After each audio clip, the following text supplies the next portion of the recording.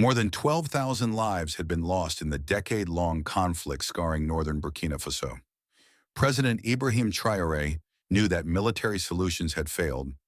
Repeated offensives, foreign aid, and political strategies had brought no end to the suffering.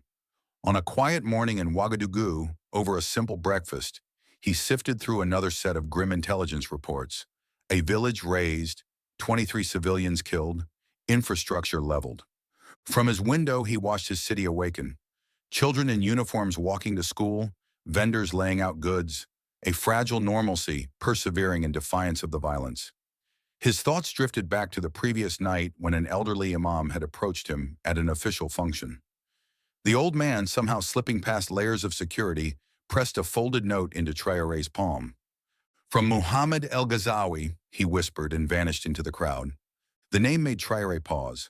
El-Ghazawi, the elusive leader of the Shadow of the Sahel, a name that stirred dread among governments and civilians alike. Responsible for unspeakable violence across Burkina Faso, Mali, and Niger, he had become a ghost, always evading capture. The note was shockingly simple. "Meet me, alone. No weapons. Coordinates enclosed. A chance for peace." Every protocol screamed that it was a trap. His advisors would call it madness. But Traore didn't consult anyone. 10 minutes later, dressed in khaki trousers and a plain cotton shirt, he told his chief of staff he was taking a personal day to visit his childhood village. A half-truth, and slipped away in an unmarked jeep. The road north turned from lush greenery to a bone-dry semi-desert. Traore knew these landscapes intimately.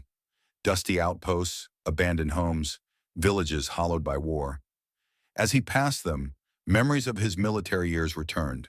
The sense of purpose, the faces of young soldiers, the silence of mass graves. 6 hours later, near the Mali border, he reached the coordinates. A barren stretch of land near acacia trees. He parked the jeep and waited. The desert sun beat down. Doubt began to creep in. Perhaps this was a diversion, and chaos was erupting in the capital as he sat here like a fool. Then he saw them. 3 pickups roared in from the north, dust clouds trailing. The black flags of the insurgents fluttered above the trucks. Masked men in desert garb and rifles fanned out, forming a tight circle. From the center vehicle stepped Mohammed El-Ghazawi. He was younger than Traore expected, maybe late 30s, with a calm, calculating presence. His face was visible, his demeanor disciplined. He walked toward Traore with slow assurance. "You came alone," El-Ghazawi said, surprised. "You asked me to," Traore replied. "A test, one you've passed." He gestured to a small tent nearby. Inside were 2 cushions, a carpet, water, and tea.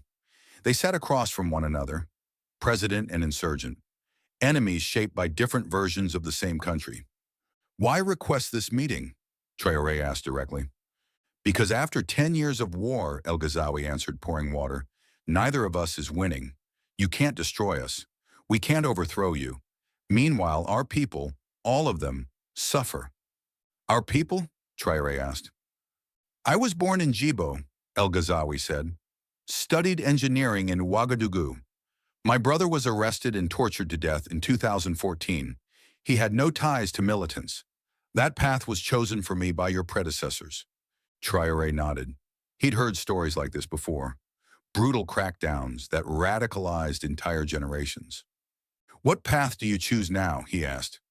"That depends," El-Ghazawi said carefully, "on what you're willing to offer. Not to me, to the forgotten North." For an hour they talked about the war's real causes. El-Ghazawi spoke of state neglect, military brutality, and a foreign presence that people viewed as a new form of colonialism. Traore mostly listened. He, too, had grown up in a forgotten village. He understood the anger, though he had chosen a different road. "And the killing of children, the destruction of schools?" Traore finally asked. El-Ghazawi stiffened. "Some attacks weren't ours. Others were beyond my control. And yes, some were strategic. Foreign NGOs undermining local culture. Government buildings representing oppression. Those became targets." "Children died," the president said quietly. "Children also die from thirst and disease," El-Ghazawi countered. "But no one noticed until we picked up guns." They didn't find agreement, but they found honesty. What would it take for your movement to lay down arms? Traore asked. Three things, El Ghazawi replied. One, all French military out of Burkina Faso. Two, true autonomy for the North. Local control over schools, resources, governance. And three, amnesty and inclusion in reconciliation efforts. Traore had expected the first. The second would be hard but doable. The third, politically explosive. And in return, a ceasefire, hostage release, disarmament over time, and my personal commitment to peace. Can you control your fighters? Traore pressed. 80%, El Ghazawi admitted. The rest will follow, or become outlaws to us both. The sun dipped low. They had spoken for hours. Traore stood. I can't promise everything, but I can start something. El Ghazawi didn't respond. Instead, he waited. Traore made a proposal. Let's try a 1-month ceasefire. One province. You withdraw. We pull back. Joint patrols. Humanitarian aid. If it holds, we expand. If it fails, we lose nothing. Which province? El Ghazawi asked. Your choice. Soum, he said. My home. They agreed. As darkness fell, they planned the details, communication channels, spoiling threats, and how to keep foreign actors, especially France, from interference. Before leaving, Traore asked to speak to a few fighters. El Ghazawi obliged. A former farmer, a teacher, a boy who had known only war. Traore listened to their stories, and it only hardened his resolve. You took a huge risk coming here, El Ghazawi said. Someone had to, the president replied. They shook hands. Two men once dedicated to each other's destruction, now committing to a fragile path forward. Back in Ouagadougou, Colonel Wedriogo intercepted him. You were gone 24 hours. No contact, no protection. I needed time to think, Traore replied. We checked your village. You weren't there.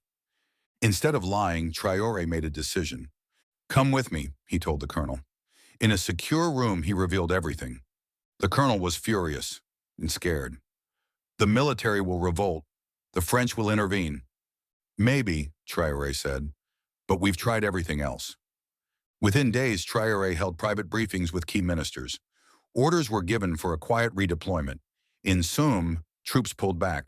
New joint security patrols formed, pairing soldiers with local volunteers. 1 week passed, then 2. No violence. In the third week, Traore traveled unannounced to Djibo, the provincial capital. He brought engineers, doctors, water tanks. Locals were stunned. For the first time in years, a president was walking among them. Unbeknownst to the public, El Ghazawi had also visited, quietly ensuring fighters held the ceasefire. By week 4, change was undeniable. Markets reopened. Children played. Journalists whispered of peace. France questioned the sudden security vacuum. On day 28, Traore addressed the nation from Djibo. I met with El Ghazawi, he said, not to surrender, but to try what had never been tried. For 28 days, no civilian has died in Soum. He announced expansion to neighboring provinces and offered a reintegration process, not for war criminals, but for those ready to lay down arms. Critics erupted. The French embassy issued stern warnings. Victim groups howled betrayal. Yet in Djibo, an elderly woman grasped the president's hands. My grandson sleeps without fear now. Thank you. That night, El Ghazawi warned, foreign fighters are arriving from Mali. They want to sabotage this. Hold the line, Traore replied. Jobs, schools, dignity, not just words, results. Over 3 months, progress held. Rogue attacks were crushed by El Ghazawi's own forces. Overzealous generals were reassigned. The framework expanded to 5, then 8 provinces. Violence dropped. Trust slowly began to grow. 6 months after their desert meeting, Traore took a step no African leader had dared. He invited El Ghazawi to televise peace talks in Ouagadougou. Protests erupted. 2 ministers resigned. France fumed. Still, El Ghazawi came, unarmed. The talks were raw and emotional. Survivors wept. Accusations flew. But during a heated moment, a young woman stood. My family was killed by insurgents, she said. I don't forgive, but I want the killing to stop. Let others stay whole. Her words changed the room. After 2 intense weeks, the Ouagadougou Accord was signed. Not perfect, but historic. French troops would leave. Local autonomy expanded. Truth and reconciliation began. El Ghazawi's signature marked the end of his insurgency and his beginning as a transitional leader in the north. 1 year after that first desert meeting, Traore and El Ghazawi stood in a once-abandoned village in Soum. Now children played, schools buzzed, homes were rebuilt. "Did you think this was possible?" Traore asked. "I thought it was necessary to try," El Ghazawi said. The peace was fragile. Attacks still happened. Foreign powers still meddled. But something fundamental had shifted, not imposed by outsiders, not dictated by warlords, but owned by Burkinabe people, born of risk, trust, and the radical idea that even mortal enemies could talk. As they walked through the village, an elder woman approached. "You brought back our homes," she said, "but will you keep walking this road together?" That question hung in the air, and both men, so changed by the journey, knew the answer had to be yes.